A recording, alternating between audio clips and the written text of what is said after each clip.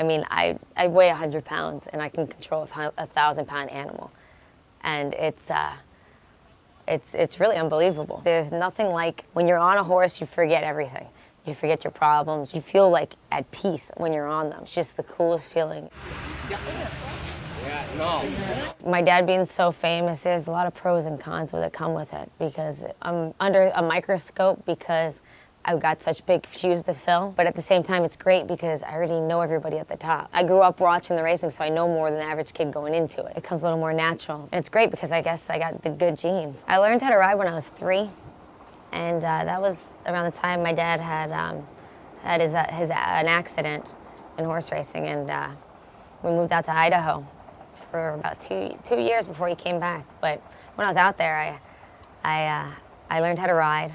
I had a tiny little Palomino pony. He used to buck everybody off, and I used to go out there in my Easter Sunday dress that was probably like poofy, and my little red cowboy boots, and I went out there and went bareback every day, and had to wear my dress. I had no choice. They couldn't get me in anything else. See, I thought you were the outsider. No. I would never do that. Okay. If I knew somebody was getting tracked in there, I wouldn't do that. I'd give room.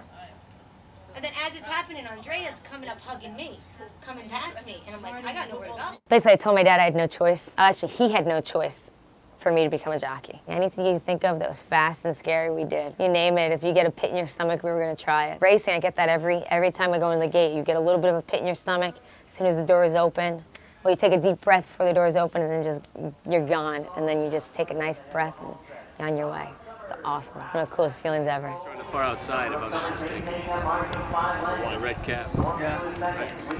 So I want to be able to compete with the top jocks in New York, and on a level where I'm a threat, and be able to have a Derby contender. But I've got a real realistic view on it, and I know it takes time, and you got to wait for your break, and I'm just going to work hard and perfect it, so when it comes, I'm ready.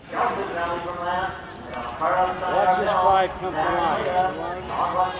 I'm just looking to the future, and everything looks bright right now.